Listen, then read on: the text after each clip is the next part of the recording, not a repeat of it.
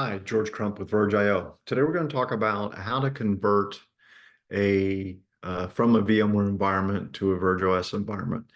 That's obviously a big piece of the puzzle. The fact that we can lower cost, improve performance, improve data protection, all of that's great. But if it's a huge effort to convert to that new environment, it's not going to be very popular. So the good news is we've built a very, very excellent migration function. Just like everything else, it's integrated into our core code. It's not a separate piece of software or anything like that. You don't have to do like some of the other solutions, run a third-party utility, do a backup and recovery, all those different sort of things. What we're seeing reported is 10 to 30 minutes per VM with some of these other solutions. With ours, it's literally just a few seconds of work, and you can get it up and running, and it works really well. So what I've got set up here in the environment is obviously I've got a 4-node VMware environment. I've got their whole stack built in here.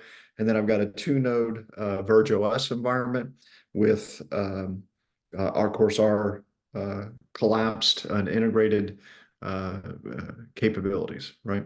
Now, what we're going to do is, what you'll do with our software is you'll log us into your vCenter, and then from there, you'll select the VMs that you want to migrate into our environment. What we do is we actually tap into the VMware backup API set. So when I go to migrate this VM, what I'm actually doing, at least at this point, is really I'm just making a copy of it. And so what I'm going to do is copy that VM and then move it down into my environment down here. And so as many VMs as you want to do that to, you just do that. So let's say I'm going to do all the VMs off of this first server here. And just do it all.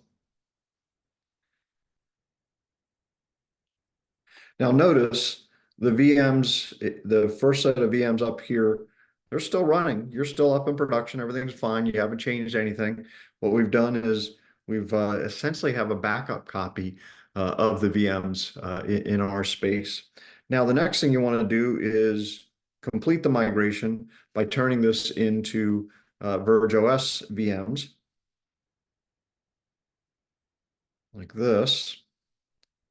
And most customers are going to want to test that environment to make sure that everything's working. You do one last sanity check. And so you'll probably promote each of these as a VergeOS VM and test and see, make sure it all works like that.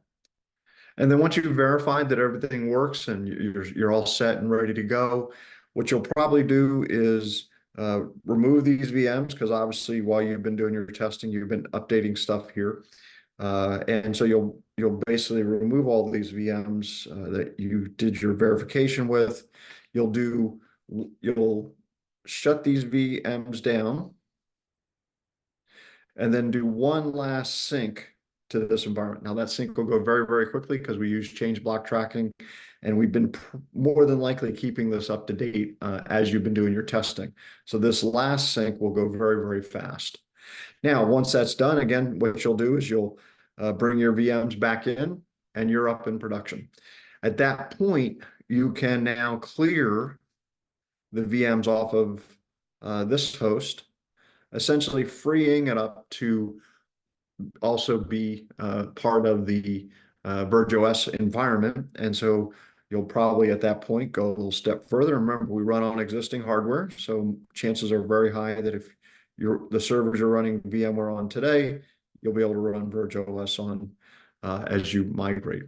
And so at that point, what you're going to do is just essentially re-image that server and drop VergeOS on it.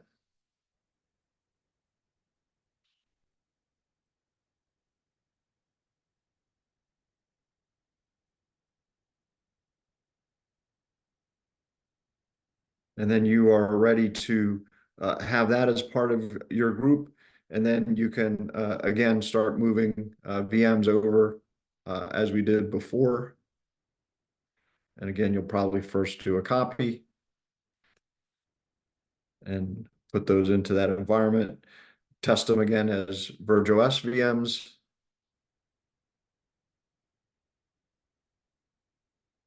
And keep going from there, right? So very straightforward. You can migrate at a pace you're comfortable with, and make sure that everything is working just fine.